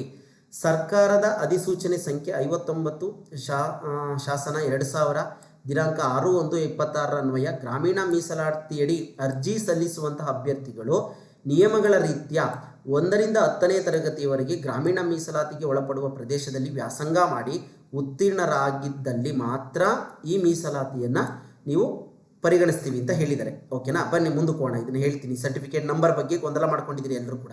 ಓಕೆನಾ? ಗ್ರಾಮೀಣ ಅಭ್ಯರ್ಥಿಗಳೆಂದು ಮೀಸಲಿರಿಸಿದ ಹುದ್ದೆಗಳಿಗೆ ಅರ್ಜಿ ಸಲ್ಲಿಸುವ ಇದು ಸಾಮಾನ್ಯ ಅಭ್ಯರ್ಥಿಗಳಿಗೆ. ನೀವು ಸರ್, ನಾನು GME ಬರೆದು ಇವಾಗ 8 ಲಕ್ಷ ಆದಾಯ ಕ್ರಾಸ್ ಆಗಿಬಿಟ್ಟಿದೆ ಅಂಥವ್ರು, ಜೊತೆಗೆ ನಾವು ಪ್ಯೂರ್ GM ಇದ್ದೀವಿ ಸರ್, ನಾವು ಯಾವುದೋ ಕ್ಯಾಟಗರಿಯಲ್ಲಿ ಇಲ್ಲ ಅನ್ನೋಂಥವ್ರು ಹಳ್ಳಿನಲ್ಲಿ ಓದಿರ್ತೀರಿ. ಅಂಥವರು ಏನು ಮಾಡ್ಬೋದು, GM ಗ್ರಾಮೀಣ ಕೋಟಾ ಅಂತ ಬರುತ್ತೆ ಸ್ನೇಹಿತರೆ. ಆ ನೇಮಕಾತಿಯಲ್ಲಿ ಅದನ್ನು ಮಾಡ್ತಾರೆ. GM ಗ್ರಾಮೀಣ ಅಭ್ಯರ್ಥಿಗಳು ಅಂತಲೇ ಹೇಳಿ ಅದಕ್ಕೂ ಒಂದಷ್ಟು ಮೀಸಲಾತಿ ಇರುತ್ತೆ. ಹಾಗಾಗಿ ಇಲ್ಲಿ ನೀವೇನು ಮಾಡಬೇಕಾಗುತ್ತೆ, GM ಅಭ್ಯರ್ಥಿಗಳು, ಕ್ಯಾಟಗರಿಯವರಲ್ಲ, ಕ್ಯಾಟಗರಿಯವರಿಗೆ ಮುಂದೆ ಹೇಳ್ತೀನಿ. ಇಲ್ಲಿ GM ಅಭ್ಯರ್ಥಿಗಳು ಸರ್ಕಾರಿ ಆದೇಶ ಸಂಖ್ಯೆ ಇದಿದೆಯಲ್ಲ, CIUC 08 ಸೇನೇನಿ 2001 ದಿನಾಂಕ 13/2/2001 ಅನ್ವಯ ನಮೂನೆ 2 ಸಂಬಂಧಪಟ್ಟ ಶಾಲೆಯ ಮುಖ್ಯೋಪಾಧ್ಯಾಯರ ಸಹಿ ಮತ್ತು ಮೊಹರು ಕ್ಷೇತ್ರ ಶಿಕ್ಷಣಾಧಿಕಾರಿಗಳ ಮೇಲು ರುಜುವಿನೊಂದಿಗೆ ಪಡೆದಿರತಕ್ಕದ್ದು. ಇದರ ಜೊತೆಗೆ ನಾನು ಮೇಲುಸ್ತರಕ್ಕೆ ಕ್ರಿಮಿಲೇಯರ್ಗೆ ಸೇರಿರುವುದಿಲ್ಲ ಎಂಬ ನಮೂನೆ 1ರಲ್ಲಿ ಪ್ರಮಾಣ ಪತ್ರಗಳನ್ನು ಕೂಡ ಕಡ್ಡಾಯವಾಗಿ ತಹಶೀಲ್ದಾರರವರಿಂದ ಪಡಿಬೇಕು. ಇದು GM ಅಭ್ಯರ್ಥಿಗಳಿಗೆ ಹೇಳ್ತಾ ಇದ್ದೀನಿ, ಗ್ರಾಮೀಣ ಪ್ರಮಾಣ ಪತ್ರಕ್ಕೆ. ಕ್ಯಾಸ್ಟ್ ಅವ್ರಿಗೆ ನೆಕ್ಸ್ಟ್ ಮುಂದೆ ಹೇಳ್ತೀನಿ. ಅರ್ಥ ಆಯ್ತಲ್ಲ ಸರ್? ಇವಾಗ ಹೇಳಿದ್ರಲ್ಲ GM ಅಂತೇಳಿ, ಅವರಿಗೆ ಸಂಬಂಧಪಟ್ಟಾಗಿ ನಮೂನೆ 1 ಕೂಡ ನೀವು ತಗೊಬೇಕಾಗುತ್ತೆ ಸ್ನೇಹಿತರೆ. ಈ ಒಂದು ಪಾಯಿಂಟನ್ನು ಚೆನ್ನಾಗಿ ನೆನ್ಪಿಟ್ಕೊಳ್ಳಿ. ಕೊನೆ ಟೈಮಲ್ಲಿ ಪರದಾಡ್ತೀರಿ ನೀವು. ಅಲ್ಲಿ ಮುಂದೆ ಅದನ್ನು ಹೇಳಿದಾನೆ ಸ್ನೇಹಿತರೆ, ನೀವು ಏನಾದರೂ ಇನ್ ಕೇಸ್ ಆ ಸರ್ಟಿಫಿಕೇಟ್ಗೆ ಸಂಬಂಧಪಟ್ಟಂಗೆ ಸಿಂಧುತ್ವ ಕೊಡಲಿಲ್ಲ ಅಂದರೆ ನಿಮ್ಮ ಅಭ್ಯರ್ಥಿತನವನ್ನೇ ಕಿತ್ತಾಕ್ತೀವಿ ಅಂತ ಹೇಳಿದ್ದಾರೆ. ಅದನ್ನು ಮುಂದೆ ಹೇಳ್ತೀನಿ. ಓಕೆನಾ? ಹಾಗಾಗಿ ನೀವೇನಾದರೂ ನಾನು GM ರೂರಲ್ ಅಂತ ನೀವು ಅಪ್ಲಿಕೇಶನ್ ಹಾಕೋದಕ್ಕೆ ಹೋಗ್ತೀರಿ ಅಂದರೆ ಈ ನಮೂನೆ 1 ಅಂತಕ್ಕಂಥದ್ದನ್ನು ಮಾಡಿಸಿಟ್ಕೊಳ್ಳಿ. ಅರ್ಥ ಆಯ್ತಲ್ಲ ನಿಮಗೆ? ತಹಶೀಲ್ದಾರರವರಿಂದ. ನೆಕ್ಸ್ಟು ಓದ್ಕೊಳ್ಳಿ, ಮತ್ತೆ ಪ್ರಶ್ನೆಯನ್ನು ಕೇಳಬೇಡಿ. ನಮಗೂ ಕೂಡ ಬೇರೆ ಕೆಲಸ ವಿಡಿಯೋಗಳನ್ನ ಮಾಡೋದಕ್ಕೆ, ಕಂಟೆಂಟ್ ವೈಸ್ ವಿಡಿಯೋಗಳನ್ನ ಮಾಡೋದಕ್ಕೆ ಸಮಯ ಬೇಕಾಗುತ್ತೆ. ಹಾಗಾಗಿ ನೆಕ್ಸ್ಟು, ಗ್ರಾಮೀಣ ಅಭ್ಯರ್ಥಿ ಕೋರಿದ ಸಾಮಾನ್ಯ ವರ್ಗದ ಅಭ್ಯರ್ಥಿಯು GM ರೂರಲ್ ಕ್ಯಾಂಡಿಡೇಟ್ ಉತ್ತಮ ಮೆರಿಟ್ನೊಂದಿಗೆ ಸಾಮಾನ್ಯ ಗ್ರಾಮೀಣ, ಅಲ್ಲಿ ಮೆನ್ಷನ್ ಮಾಡ್ತಾರೆ, GM ರೂರಲ್ ಅಂತಲೇ ಮೆನ್ಷನ್ ಮಾಡ್ತಾರೆ, ಜನರಲ್ ಮೆರಿಟ್ ರೂರಲ್ ಕೋಟಾದಲ್ಲಿ ಇವರು ಅಪಾಯಿಂಟ್ ಆಗಿದ್ದಾರೆ ಅಂತ. ಆಯ್ಕೆಯಾಗಿದ್ದಲ್ಲಿ ಗ್ರಾಮೀಣ ಮೀಸಲಾತಿಯ ನೈಜತೆ ಪಡೆಯುವುದು ಕಡ್ಡಾಯ. ಹೇಳಿದೀವಲ್ಲ, ಅವರು ವೆರಿಫಿಕೇಶನ್ ಸಿಂಧುತ್ವವನ್ನು ಪಡೆಯೋದಕ್ಕೆ ಕಳಿಸ್ತಾರೆ. ನೈಜತೆ ಬಾರದಿದ್ದಲ್ಲಿ, ತಿರಸ್ಕೃತಗೊಂಡಲ್ಲಿ ಅಂತಹ ಅಭ್ಯರ್ಥಿಯ ಮುಖ್ಯ ಆಯ್ಕೆ ಪಟ್ಟಿಯಲ್ಲಿ ಅವರನ್ನು GM ಓಟಿಗೂ ಸೇರಿಸಲ್ಲ, GM ವುಮೆನ್ಗೂ ಸೇರಿಸೋದಿಲ್ಲ, GM ಕನ್ನಡಕ್ಕೂ ಸೇರಿಸೋದಿಲ್ಲ, GM ಎಕ್ಸ್ ಸರ್ವಿಸ್ ಮ್ಯಾನ್ಗೂ ಕೂಡ ಸೇರಿಸೋದಿಲ್ಲ ಅಂತ ಹೇಳಿದ್ದಾರೆ. GM ಯೋಜನಾ ನಿರಾಶ್ರಿತಗೂ ಸೇರಿಸೋದಿಲ್ಲ, GM ಟ್ರಾನ್ಸ್ಜೆಂಡರ್ ತೃತೀಯ ಲಿಂಗಕ್ಕೂ ಸೇರಿಸೋದಿಲ್ಲ. ಕಟ್ ಆಫ್ಗಿಂತಲೂ ಹೆಚ್ಚು ಅಂಕ ಪಡ್ಕೊಂಡಿದ್ರು ಕೂಡ ನೀವು ಸಹ ನೀವೇನಾದರೂ ನಾನು GM ರೂರಲ್ ಅಂತ ಹೇಳ್ಬಿಟ್ಟು ಅಪ್ಲಿಕೇಶನ್ ಹಾಕ್ಬಿಟ್ಟು ಸರ್ ನನ್ನ ಪರ್ಸೆಂಟೇಜ್ ಹೈಯೆಸ್ಟ್ ಇದೆಯಲ್ಲ, ನಾನು GM ರೂರಲ್ ಬೇಡ, ಪ್ಯೂರ್ GM ಅಲ್ಲಿ ಕೊಟ್ಬಿಡಿ, GM OT ನಲ್ಲಿ ನನಗೆ ಅವಕಾಶ ಕೊಡಿ ಅಂದರೆ ಈಗಾಗಲೇ ಆಯ್ಕೆ ಗುಂಪು ಎಲ್ಲ ಆಗಿರೋದ್ರಿಂದ ಆಯ್ಕೆ ಪ್ರವರ್ಗಕ್ಕೆ ಬದಲಾಯಿಸಿ ನೇಮಕಾತಿ ನೀಡಲು ಅವಕಾಶ ಇರೋದಿಲ್ಲ. ಈ ಪಾಯಿಂಟನ್ನು ಚೆನ್ನಾಗಿ ನೆನಪಿಟ್ಕೊಳ್ಳಿ. GM ರೂರಲ್ ಅಂತ ಅಪ್ಲೈ ಮಾಡೋರು ತುಂಬ ಎಚ್ಚರಿಕೆಯಿಂದ ಅಪ್ಲಿಕೇಶನನ್ನು ಹಾಕ್ಕೊಳ್ಳಿ. ಈಗ ಕ್ಲಿಯರ್ ಆಯಿತು ಅನ್ಕೊತೀನಿ. ಓಕೆನಾ? ನೆಕ್ಸ್ಟು ಇನ್ನೂ ಒಂದ್ಸಲ ಬೇಕಾದ್ರೆ ಹೇಳ್ಬಿಡ್ಲಾ. GM ರೂರಲ್ ಅಂತ ಇವಾಗ 8 ಲಕ್ಷ ಆದಾಯ ಮೀರಿತ್ತು ಅಥವಾ ಬ್ರಾಹ್ಮಿಣ್ಸ್ ಅಥವಾ ಅವರು GM ಲೇಯರ್ಲಿ ಬರುವಂಥವ್ರು ಏನಾದರೂ ಹಳ್ಳಿ ಪ್ರದೇಶದಲ್ಲಿ ಓದಿದ್ದು ನೀವು ಈ ಮೀಸಲಾತಿ ಪ್ರಮಾಣ ಪತ್ರವನ್ನು ಇಟ್ಕೊಂಡಿಲ್ಲ ಅಂದರೆ ನಮೂನೆ 1ರಲ್ಲಿ ಪ್ರಮಾಣ ಪತ್ರ ಜೊತೆಗೆ ಇಲ್ಲಿ ಹೇಳಿರ್ತಕ್ಕಂಥ ಆದೇಶ ಸಂಖ್ಯೆಯ ಪ್ರಮಾಣ ಪತ್ರ ನಮೂನೆ ಇದು ಕಾಮನ್ ಆಗಿ ಎಲ್ರಿಗೂ ಬರುತ್ತೆ ಒಂದೇ ಥರನೇ. ಇದನ್ನು ನೀವು ಮಾಡಿಸಿ ಇಟ್ಕೊಳ್ಬೇಕಾಗುತ್ತೆ. HM BO ಇಂದ ಆ ಲೆಟರು ಪ್ಲಸ್ ನಮೂನೆ 1ಅನ್ನು ತಹಶೀಲ್ದಾರ್ ಅವರಿಂದ ಪಡೆದಿಟ್ಕೊಳ್ಬೇಕು. ಇನ್ ಕೇಸ್ ನೀವು ಪಡೆದಿಲ್ಲ ಅಂದರೆ ನಿಮ್ಮನ್ನು GM ರೂರಲ್ ಅಂತ ನೀವು ಅಪ್ಲಿಕೇಶನ್ ಹಾಕಿರ್ತೀರಿ, ಅಲ್ಲಿಗೆ ತಗೊಂಡೋಗಿ ಕೂರಿಸಿರ್ತಾರೆ. ಸರ್ ಆಯಿತು, ನನ್ನ ಹತ್ರ ಇವಾಗ ಸರ್ಟಿಫಿಕೇಟ್ ಇಲ್ಲ, ನನ್ನ GM OTಗೆ ಸೇರಿಸ್ಬಿಡಿ ಅಥವಾ GM ವುಮೆನಿಗೆ ಸೇರಿಸ್ಬಿಡಿ, GM ಕನ್ನಡಕ್ಕೆ ಸೇರಿಸ್ಬಿಡಿ ನನ್ನ, ಅಥವಾ GM ಎಕ್ಸ್ ಸರ್ವಿಸ್ ಮ್ಯಾನು ಅಥವಾ ಟ್ರಾನ್ಸ್ಜೆಂಡರ್ಗೆ ಸೇರಿಸಿದ್ರೆ ಸೇರಿಸೋದಿಲ್ಲ, ನಿಮ್ಮನ್ನು ಅಲ್ಲಿಂದ ಕಿತ್ತು ಆಚೆ ಹಾಕ್ತಾರೆ. ಲೀಸ್ಟಿಂದನೆಲ್ಲ ನೇಮಕಾತಿ ಕೊಡೋದಿಲ್ಲ. ನಿಮ್ದು ಹೆಚ್ಚಿನ ಮಾರ್ಕ್ಸ್ ಇದ್ರೂ ಕೂಡ ಚೆನ್ನಾಗಿ ಎಚ್ಚರಿಕೆಯಿಂದ ಅಪ್ಲಿಕೇಶನನ್ನು ಹಾಕೊಳ್ಳಿ ಸ್ನೇಹಿತರೆ. ಓಕೆನಾ? ಬದಲಾಯಿಸಿ ನೇಮಕಾತಿ ನೀಡಲು ಅವಕಾಶ ಇರೋದಿಲ್ಲ. ಅಂತೆಯೇ ಬನ್ನಿ ಇವಾಗ ಜನರಲ್ ಕ್ಯಾಟಗರಿಯವರಿಗೆ ಬರೋಣ. ಗ್ರಾಮೀಣ ಅಭ್ಯರ್ಥಿಯ ಮೀಸಲಾತಿಯಡಿ ಅರ್ಜಿ ಸಲ್ಲಿಸುವ ಪರಿಶಿಷ್ಟ ಜಾತಿ, ಪರಿಶಿಷ್ಟ ಪಂಗಡ ಮತ್ತು ಪ್ರವರ್ಗ 1, 2A, 2B, 3A, 3B ಮೀಸಲಾತಿಗೆ ಸೇರಿದ ಅಭ್ಯರ್ಥಿಗಳು ತಮ್ಮ ಮೀಸಲಾತಿ ಪ್ರಮಾಣ ಪತ್ರದ ಜೊತೆಗೆ ಸರ್ಕಾರದ ಆದೇಶ ಸಂಖ್ಯೆ DPER 96 ಸೆನೇನಿ 2005 ದಿನಾಂಕ 10/8/2005ರಲ್ಲಿ ನೀಡಲಾಗಿರುವ ನಿಗದಿತ ನಮೂನೆ 2ರಲ್ಲಿ ಕಡ್ಡಾಯವಾಗಿ ಗ್ರಾಮೀಣ ವ್ಯಾಸಂಗ ಪ್ರಮಾಣ ಪತ್ರವನ್ನು ಕೊನೆಯ ದಿನಾಂಕದೊಳಗೆ ಸಂಬಂಧಪಟ್ಟ ಶಾಲೆಯ ಮುಖ್ಯೋಪಾಧ್ಯಾಯರ ಸಹಿ, ಮೊಹರು, ಪ್ರಮಾಣಪತ್ರ ವಿತರಿಸಿದ ದಿನಾಂಕ ನೋಡಿ ಇದನ್ನು ಕೂಡ ಮೆನ್ಷನ್ ಮಾಡಿದ್ದಾರೆ, ಮತ್ತು ಕ್ಷೇತ್ರ ಶಿಕ್ಷಣಾಧಿಕಾರಿಗಳ ಮೊಹರಿನೊಂದಿಗೆ ಮೇಲು ಸಹಿ ಮತ್ತು ದಿನಾಂಕದೊಂದಿಗೆ ಪಡೆದಿರತಕ್ಕದ್ದು. ದಿನಾಂಕ ಕೂಡ ಮೆನ್ಷನ್ ಇರಬೇಕಾಗುತ್ತೆ ಸ್ನೇಹಿತರೆ. ಆ ಡೇಟನ್ನು ಕೂಡ ನೀವು ನೆನ್ಪಿಟ್ಕೊಳ್ಳಿ. ಡೇಟ್ ಇಲ್ಲ ಅಂತಂದರೆ ಎಷ್ಟೋ ಸರ್ಟಿಫಿಕೇಟ್ಗಳಲ್ಲಿ ಡೇಟ್ ಇರೋದಿಲ್ಲ. ಹಾಗಾಗಿ ಒಂದು ಸಲ ಮಾಡಿಸ್ಕೊಂಡೇ ಬಿಡಿ, ಹೊಸದು ಬೆಟರ್ ನನ್ನ ಪ್ರಕಾರ. ಹಿಂದೆ ಮಾಡಿಸಿರೋವೆಲ್ಲ 4 ವರ್ಷ 5 ವರ್ಷ ಮುಂಚೆ ಮಾಡಿಸಿ ಇಟ್ಕೊಂಡಿದ್ದೀರಿ. ಹಾಗಾಗಿ ನೋಡಿ ಈ ಆದೇಶ ಸಂಖ್ಯೆ ಇರೋ ಥರ ನೋಡ್ಕೊಳ್ಳಿ. ಸರ್ಕಾರದ ಆದೇಶ ಸಂಖ್ಯೆ ಈ ಥರ ಇದ್ದಾವೆ. ತಪ್ಪಿದ್ದಲ್ಲಿ ಅಂತಹ ಅಭ್ಯರ್ಥಿಯ ಮೀಸಲಾತಿಯನ್ನು ರದ್ದುಪಡಿಸಲಾಗುವುದು ಹಾಗೂ ಅಂತಹವರು ಗ್ರಾಮೀಣ ಮೀಸಲಾತಿಗೆ ಅರ್ಹರಾಗಿರುತ್ತಾರೆ. ಅಂತೆಯೇ ಗ್ರಾಮೀಣ ಮೀಸಲಾತಿ ಪ್ರಮಾಣದ ಪತ್ರ ನೈಜತೆ ತಿರಸ್ಕೃತಗೊಂಡಲ್ಲಿ ಗ್ರಾಮೀಣ ಮೀಸಲಾತಿಗೆ ಅನರ್ಹರಾಗಿರುತ್ತಾರೆ. ಗ್ರಾಮೀಣ ಮೀಸಲಾತಿಗೆ ಏನಾಗಿರ್ತಾರೆ, ನಿಮ್ಮನ್ನು ಅಲ್ಲಿಂದ ತೆಗೆದಾಕ್ತಾರೆ. ಆ ರೀತಿ ಕೊಡೋಕ್ಕೆ ಬರೋದಿಲ್ಲ. ಜೊತೆಗೆ ಜಾತಿ ಮೀಸಲಾತಿ, ಗ್ರಾಮೀಣ ಮೀಸಲಾತಿ ಕೋರಿರುವ ಅಭ್ಯರ್ಥಿಗಳ ಜಾತಿ ಆದಾಯ ಸಿಂಧುತ್ವ ತಿರಸ್ಕೃತಗೊಂಡಲ್ಲಿ, ಅಸಿಂಧುವಾದಲ್ಲಿ, ಸಿಂಧುತ್ವ ಪ್ರಮಾಣ ಪತ್ರ ಬಾರದೇ ಇದ್ದಲ್ಲಿ, ನೀವು ಅಪಾಯಿಂಟ್ ಆದಮೇಲೆ ನಿಮ್ಮ ಸಿಂಧುತ್ವ ಪ್ರಮಾಣ ಪತ್ರ ಬಾರದೇ ಇದ್ದಲ್ಲಿ ಅಂಥವರು ಗ್ರಾಮೀಣ ಮೀಸಲಾತಿಗೂ ಸಹ ಅನರ್ಹರಾಗುತ್ತಾರೆ. ಹಾಗಾಗಿ ನೀವು ಆ ಮೀಸಲಾತಿಗೆ ಬರೋದಿಲ್ಲ.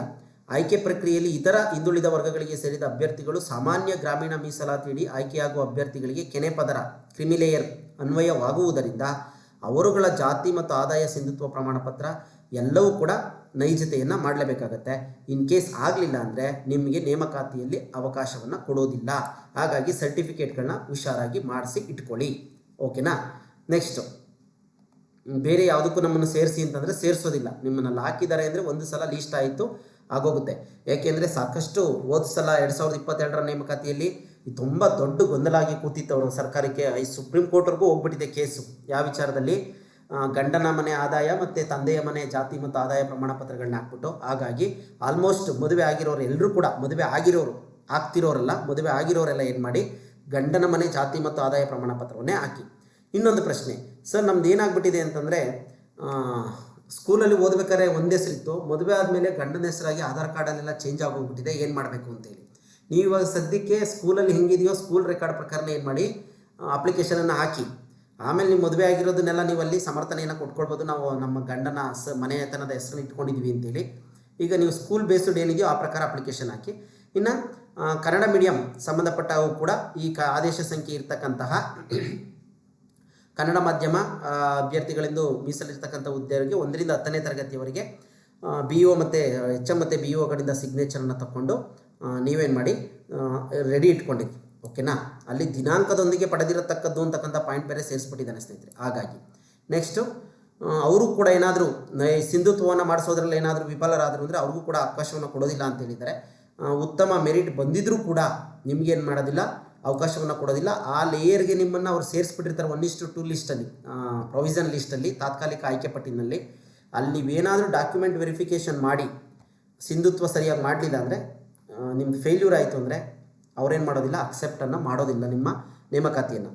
ಅಂಗವಿಕಲ ಅಭ್ಯರ್ಥಿಗಳು ಕೂಡ ಏನು ಮಾಡ್ತಾರೆ, 40% ಕಡಿಮೆ ಇರೋಂಗಿಲ್ಲ ಅಂಗವಿಕಲತೆ, ಓಕೆನಾ. ಅವ್ರಿಗೆ ಈ ಆದೇಶ ಸಂಖ್ಯೆ ಇದೆ, ಆದೇಶ ಸಂಖ್ಯೆ ಪ್ರಕಾರ ಅಂಗವಿಕಲನೆ ಮಾಡಿ ತಮ್ಮ ಸರ್ಟಿಫಿಕೇಟ್ಗಳನ್ನ ರೆಡಿ ಇಟ್ಕೊಳ್ಳಿ. ಇದಿಷ್ಟು ವಿಚಾರ.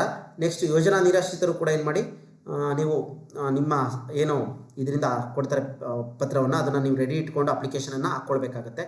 ನೆಕ್ಸ್ಟು ಅವ್ರಿಗೂ ಕೂಡ ಏನಾದರೂ ಸಿಂಧುತ್ವ ಫೇಲ್ಯೂರ್ ಆದರೆ ಅವ್ರಿಗೂ ಕೂಡ ಅವಕಾಶ ಕೊಡೋದಿಲ್ಲ ಅಂತಲೇ ಕಡಾಖಂಡಿತವಾಗಿ ಹೇಳ್ಬಿಟ್ಟಿದ್ದಾರೆ. ಇನ್ನು ನೆಕ್ಸ್ಟು ಇದಾದ ನಂತರ ಎಕ್ಸಾಮ್ ಟೈಮ್ ಕೂಡ ಕೊಟ್ಟಿದ್ದಾರೆ ಆಲ್ರೆಡಿ. HK ವಿಭಾಗಕ್ಕೆ ಬೇರೆ ಇರುತ್ತೆ, ನಾನ್ HK ವಿಭಾಗಕ್ಕೆ ದಿನಾಂಕಗಳು ಬೇರೆ ಬೇರೆ ಇರುತ್ತೆ. ಈ ಇದರಲ್ಲಿ ಕನ್ನಡ ಭಾಷೆ ಪೇಪರ್ 2 ಬೇರೆ ದಿನವೇ ಇರುತ್ತೆ. ಜೊತೆಗೆ 9ನೇ ತಾರೀಕು ಸೋಷಿಯಲ್ ಇರೋದ್ರಿಂದ ಈ ಕನ್ನಡ ಐಚ್ಛಿಕ ವಿಷಯವನ್ನಾಗಿ ಓದಿರೋವಂಥವ್ರು 2 ಪೇಪರ್ಗಳನ್ನ ಬರೆಯೋದಕ್ಕೆ ಅವಕಾಶ ಇದೆ. ಆದರೆ HEP ಓದಿರೋರು ಆಗೋದಿಲ್ಲ. ಕನ್ನಡ ಓದಿರೋರು, ಐಚ್ಛಿಕ ಕನ್ನಡ ಓದಿರೋವಂಥವ್ರು ಸೋಷಿಯಲ್ಗೂ ಕೂಡ ಎಲಿಜಿಬಲ್ ಇರ್ತೀರಿ. ಇನ್ನು ಇವನ್ನೆಲ್ಲ ಆಲ್ರೆಡಿ ಹೇಳಿಬಿಟ್ಟಿದ್ದೀವಿ. ಇಲ್ಲಿ GPSTRಲ್ಲಿ ಮೆಂಟಲ್ ಎಬಿಲಿಟಿ ಇಲ್ಲ, HSTR PSTRಲ್ಲಿ ಮೆಂಟಲ್ ಎಬಿಲಿಟಿ ಇದೆ. ಇವುಗಳನ್ನೆಲ್ಲ ನೋಡ್ಕೊಳ್ಳಿ. ನೆಕ್ಸ್ಟು ಇಷ್ಟೆಲ್ಲ ವಿಚಾರಗಳು. ಇದಾದ ನಂತರ ಇನ್ಯಾವುದಾದ್ರು ಮಾರ್ಕ್ ಮಾಡಿದ್ದೀನಿ ಇಂಪಾರ್ಟೆಂಟು, ನೋಡೋಣ ಬನ್ನಿ. ಇನ್ನು ಅಂಥದ್ದು ಇನ್ಯಾವುದೂ ಇಲ್ಲ ಸ್ನೇಹಿತರೆ. ಎಲ್ಲ ಹುದ್ದೆಗಳಿಗೆ ಸಂಬಂಧಪಟ್ಟಾಗಿ ಎಲ್ಲ ಜಿಲ್ಲೆಗಳ ನೋಟಿಫಿಕೇಷನ್ನು ಎಲ್ಲ ಕೂಡ ಒಂದೇ ಸೇಮ್ ಇದೆ ಸ್ನೇಹಿತರೆ. ಆದರೆ ನಾನು ಹೇಳಿದ್ದೆ ರೋಸ್ಟರ್ ಮಾತ್ರ ಚೇಂಜ್ ಇರುತ್ತೆ ಅಂತೇಳಿ, ಓಕೆನಾ. ಅದನ್ನು ಆಲ್ರೆಡಿ ವಿವರಿಸ್ಬಿಟ್ಟಿದ್ದೀನಿ ನಾನು, ರೋಸ್ಟರ್ ಹೇಗೆ ಬರುತ್ತೆ ಏನು ಎತ್ತ ಅಂತೇಳಿ. ರೋಸ್ಟರ್ ಬಗ್ಗೆ ಯಾವುದೂ ಕೂಡ ಗೊಂದಲವನ್ನು ಮಾಡ್ಕೊಳ್ಬೇಡಿ. GM ಪೋಸ್ಟ್ ಕೂಡ ನಿಮ್ಮವಾಗಿರ್ತವೆ, ಹಿಂದೆ ವಿವರಿಸೋ ರೀತಿಯಲ್ಲಿ. ಇಷ್ಟು ವಿಚಾರಗಳನ್ನ ನೋಡಿಕೊಂಡು ಅಪ್ಲಿಕೇಶನನ್ನು ಹಾಕಿ, ತುಂಬ ಎಚ್ಚರಿಕೆಯಿಂದ ಅಪ್ಲಿಕೇಶನ್ ಹಾಕೋದು ಕೂಡ ಇಂಪಾರ್ಟೆಂಟು. ಯಾಕೆ ಅಂದರೆ ನಾಳೆ ದಿನ ಅಪಾಯಿಂಟ್ ಆಗುವಂಥ ಸಂದರ್ಭ ಬಂದು ನೀವೇನಾದರೂ ಸಿಂಧುತ್ವ ಸರ್ಟಿಫಿಕೇಟ್ಗಳು ಸರಿ ಇಲ್ಲ, ಇವಾಗ ಹೆಂಗೋ ನೋಡ್ಕೊಳ್ಳೋಣ ಅಂತೇಳಿ ಏನಾದರೂ ಹಾಕ್ಬಿಟ್ಟಿದ್ರೆ ತುಂಬ ಸಮಸ್ಯೆಯನ್ನು ಫೇಸ್ ಮಾಡ್ತೀರಿ. ಇವತ್ತಿಗೆ ಅವಕಾಶ ಇದೆ, ಏನಿಲ್ಲ. ಕನ್ನಡ ಮೀಡಿಯಂ ರೂರಲ್ ಸರ್ಟಿಫಿಕೇಟ್ ತೊಗೊಳ್ಳಿ, ಬುಕ್ ಸ್ಟೋರಲ್ಲಿ ತೊಗೊಳ್ಳಿ ಸ್ನೇಹಿತರೆ. ನಾನೊಂದು ಗ್ರೂಪಲ್ಲಿ ಹಾಕಿದ್ದೆ, ಬಟ್ ಅದು ನನಗೆ ಯಾಕೋ ಗೊಂದಲ ಅನ್ನಿಸ್ತು. ಬೇಡ, ನಾವೇನೋ ತಪ್ಪು ಮಾಹಿತಿ ಕೊಟ್ಟು ಯಾಕೆ ಸುಮ್ಮನೆ. ನೀವು ಬುಕ್ ಸ್ಟೋರಿಗೆ ಹೋಗಿ ರೀಸೆಂಟ್ ಕನ್ನಡ ಮೀಡಿಯಂ ಮತ್ತು ರೂರಲ್ ಸರ್ಟಿಫಿಕೇಟನ್ನು ತೊಗೊಂಡು ಸೈನ್ ಮಾಡಿಸಿ ಇಟ್ಕೊಂಬಿಡಿ. ಇನ್ ಕೇಸ್ ನೀವು ಹೋಗೋಕ್ಕಾಗಿಲ್ಲ ಅಂತಂದರೆ, ಎಲ್ಲೋ ಹೊರಗಡೆ ಇದ್ದರೂ ಕೂಡ ನೀವೇನು ಮಾಡಿ, ನಿಮ್ಮದು ಹಳೆ ಸರ್ಟಿಫಿಕೇಟ್ ಫೋಟೋವನ್ನು ಅಲ್ಲಿನ HMಗೆ ಅಥವಾ ನಿಮ್ಮ ಪೇರೆಂಟ್ಸ್ಗಳಿಗೆ ಕಳಿಸ್ಬಿಟ್ಟು ಅವ್ರ ಕಡೆಯಿಂದ ಬುಕ್ ಸ್ಟೋರಲ್ಲಿ ಆ ಪತ್ರ ತೊಗೊಂಡು ಪ್ರಮಾಣ ಪತ್ರಗಳನ್ನ ಪಾರಿಸ್ಕೊಂಡು BO ಹತ್ರ ಸೈನ್ ಹಾಕ್ಸ್ಕೊಳಕ್ಕೆ ವ್ಯವಸ್ಥೆಯನ್ನು ಮಾಡ್ಕೊಳ್ಳಿ. ಇದಿಷ್ಟು ವಿಚಾರ. ಜೊತೆಗೆ ನಮ್ಮ ಎಲ್ಲ ವಿಡಿಯೋಗಳನ್ನ ನೋಡಿ ಗ್ರೂಪಲ್ಲಿ ಕೂಡ ಶೇರ್ ಮಾಡಿಬಿಟ್ಟಿದ್ದೀನಿ.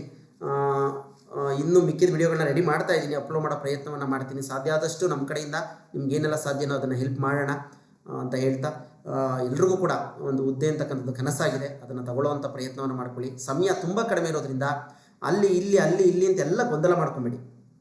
ಏನು ಮಾಡಿ, ಕೂತ್ಕೊಂಡು ಒಂದು ಕಡೆ ಸಬ್ಜೆಕ್ಟ್ ವೈಸ್ ಓದ್ತಾ ಹೋಗಿ. ಕನ್ನಡ ಫಸ್ಟ್ ಕನ್ನಡ ಮುಗಿಸ್ಬಿಡಿ. GK ಅಂತಕ್ಕಂಥವೆಲ್ಲ ಸಾಗರ ಸ್ನೇಹಿತರೆ. ಅರ್ಜೆಂಟಿಗೆ ನೀವು ಎಲ್ಲಿಂದ ಕಲೆ ಹಾಕ್ಕೊಂಡ್ರೂ ಕೂಡ ಸ್ವಲ್ಪ ಕಷ್ಟ ಆಗುತ್ತೆ. ಓದಬೇಡಿ ಅಂತ ಹೇಳೋದಿಲ್ಲ, ಸ್ವಲ್ಪ ಅವೆಲ್ಲ ತುಂಬ ಸಾಗರದಷ್ಟು ವಿಚಾರಗಳನ್ನ ಕಲೆ ಹಾಕಬೇಕಾಗತ್ತೆ. ಹಾಗಾಗಿ ಫಸ್ಟ್ ಕನ್ನಡ ಓದ್ಕೊಂಬಿಡಿ, ನೆಕ್ಸ್ಟ್ ಇಂಗ್ಲೀಷ್ ಓದ್ಕೊಳ್ಳಿ, ಕಂಪ್ಯೂಟರ್ನ ಓದ್ಕೊಳ್ಳಿ. ನೆಕ್ಸ್ಟ್ ಅದಾದ ನಂತರ ಮೌಲ್ಯ ಮತ್ತು ಆರೋಗ್ಯ ಶಿಕ್ಷಣ ನಮ್ಮ ವಿಡಿಯೋಗಳನ್ನೆಲ್ಲ ನೋಡೇ ಇರ್ತೀರಿ, ನಿಮಗೆ ಗೊತ್ತೇ ಇದೆ ಹೇಗಿದ್ದಾವೆ ಅಂತೇಳಿ. ಆ ಬೇಸ್ಡು ಒಂದಷ್ಟು ಇದ್ದಾವೆ ಮಾಹಿತಿ, ಒಂದಷ್ಟು ನಾವು ಗ್ರೂಪಲ್ಲಿ ಇರೋವಂಥದ್ದನ್ನು ಶೇರ್ ಮಾಡ್ತಾ ಇರ್ತೀವಿ. ಕೂತ್ಕೊಂಡು ನೀವು ಏನು ಮಾಡಿ ಓದ್ಕೊಳ್ಳಿ. ಕಂಪ್ಯೂಟರ್ ವಿಡಿಯೋ ಕೂಡ ಮಾಡಿಬಿಟ್ಟಿದ್ದೀವಿ GPSTRದು. ಸಾಧ್ಯ ಆದರೆ KEN ಅವ್ರು ಮಾಡಿರ್ತಕ್ಕಂಥ SDFDA ಕಮ್ಯುನಿಕೇಷನ್ ಪೇಪರ್ ವಿಡಿಯೋ ಕೂಡ ಅಪ್ಲೋಡ್ ಮಾಡೋ ಪ್ರಯತ್ನವನ್ನು ಮಾಡ್ತೀನಿ, ಕಂಪ್ಯೂಟರ್ ರಿಲೇಟೆಡು. ನೋಡಿ, ಕನ್ನಡಕ್ಕೆ ಸಂಬಂಧಪಟ್ಟಾಗೆ ನಮ್ಮಲ್ಲಿರೋ ವಿಡಿಯೋಗಳನ್ನ ನೋಡಿದ್ರೆ ಸಾಕಷ್ಟು ಸಫಿಷಿಯೆಂಟ್ ಮಾಹಿತಿ ನಿಮಗೆ ಸಿಗುತ್ತೆ. ಇನ್ನು ಇತಿಹಾಸಕ್ಕೆ ಸಂಬಂಧಪಟ್ಟಾಗೆ, ಸೋಷಿಯಲ್ ಸೈನ್ಸ್ಗೆ ಸಂಬಂಧಪಟ್ಟಾಗೆ ಎಲ್ಲ ಮಾಹಿತಿಯನ್ನು ನಾನು ಕೊಟ್ಟಿದ್ದೀನಿ ಸ್ನೇಹಿತರೆ, ನೋಡಿ. ಇದಾದ ನಂತರ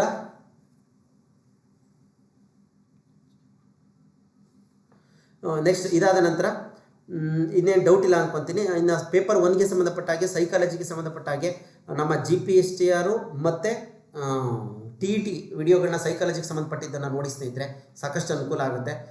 HSTRದು ಸೈಕಾಲಜಿ ಕೂಡ ರೆಡಿ ಮಾಡ್ತಾ ಇದ್ದೀನಿ. ನೀವು GPSTRದನ್ನು ನೋಡ್ಕೊಳ್ತಾ ಇರಿ, ಒಂದು ಐಡಿಯಾ ಬರುತ್ತೆ. ಸೋಷಿಯಲ್ ಸೈನ್ಸ್ ಕೂಡ ಹಾಗೇ ಇದೆ. ಇನ್ನೇನಾದರೂ ಡೌಟ್ ಇದ್ದರೆ ಡೌಟ್ ಮಾಡ್ಕೊಬೇಡಿ, ಗೊಂದಲವನ್ನು ಮಾಡ್ಕೊಬೇಡಿ. ಕೂತ್ಕೊಂಡು ನೀವೇ ಕೂಲಂಕುಷವಾಗಿ ಒಂದ್ಸಲ ನೋಟಿಫಿಕೇಷನನ್ನು ಓದಿ ಅರ್ಥ ಮಾಡ್ಕೊಳ್ಳಿ ಅಂತ ಹೇಳ್ತಾ, ಇನ್ನು ತುಂಬ ಇದನ್ನು ಮೀರಿ ಏನಾದರೂ ಸಣ್ಣ ಪುಟ್ಟ ಗೊಂದಲ ಇದ್ದರೆ ಮಾತ್ರ ಕೇಳ್ಕೊಳ್ಳಿ. ಸುಮ್ಮನೆ ಅನವಶ್ಯಕವಾಗಿ ತುಂಬ ಇದನ್ನು ಮಾಡಬೇಡಿ, ನೋಡ್ಕೊಳ್ಳಿ ಅಂತ ಹೇಳ್ತಾ ಎಲ್ರಿಗೂ ಕೂಡ ಧನ್ಯವಾದಗಳು.